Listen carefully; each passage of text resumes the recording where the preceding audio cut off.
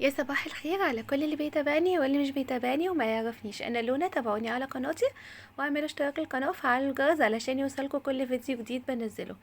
النهارده هنزل بقى كده اكله حلوه قوي، كمان سهله وتنفع في العزومات. لو عامله عزومه تقدري تعمليها لانها مش هتاخد منك وقت وهتنجز معاكي جدا، وهي كبسه بالفراخ. سهله جدا وكمان ما بتاخدش وقت خالص، وهتنجز معاكي لو عندك عزومة، وكمان شكلها اصلا بيكون حلو قوي وبتبقى حلوة في العزومات. فيلا بينا.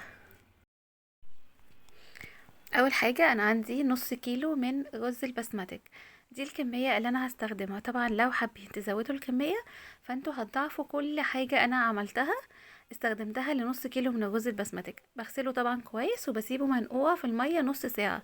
يعني اول حاجة بتبتدي بيها هي الرز البسمتك. ودول التوابل اللي انا هسلق فيها الفراخ. طبعا حطيت ميه في الحله، وده طبعا للناس المبتدئين، مش اللي قاعدين في المطبخ على طول كده زينا. آه، ده طبعا سلق الفراخ سهل جدا. احنا بنحط ميه، نحط فيه بصل وورق لورا وعودين قرفة وملح وفلفل اسود وحبهان وبشر جوز الطيب، بسيط جدا. وطبعا هنا غسلت الفراخ بتاعتي، واول ما الميه بتغلي بنزل فيها بالفراخ بتاعتي. والناس اللي بتحب مرقة دجاج ممكن تضيف في الشوربة مرقة دجاج. تمام.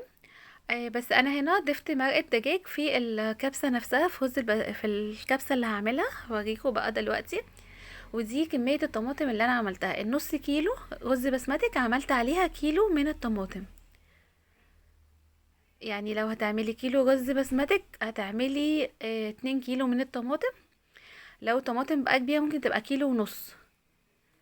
المهم تبقى كمية الطماطم كتيرة عشان الرز كده يبقى لونه احمر وشكله حلو.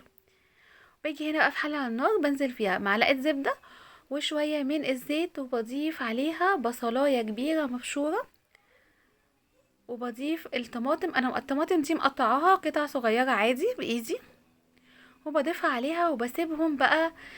بسيبها كده تتسبك. دي التوابل اللي انا هحطها عليها. اول ما الطماطم تبتدي تتسبك معايا بضيف التوابل دي. بضيف ليمون محروق، وقرفة وتوم باودر وبصل باودر والسبع بهارات وملح وفلفل اسود، وبحط كمان بابريكا.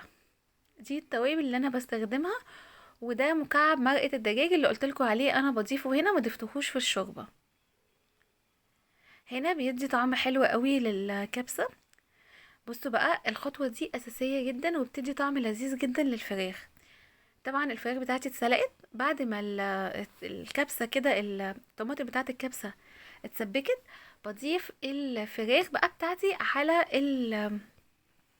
على الصلصة دي اللي اتسبكت عندي، وبعدين بطلعها يا دوبك بقلبها تقلبتين واطلعها. وهنا طبعا بكون صفيت الرز بتاعي وبضيفه على الخلطة اللي هي بالطماطم ده اللي انا عملتها. وبعد ما قلبته بقى بالشكل ده بضيف الشوربة بتاعتي.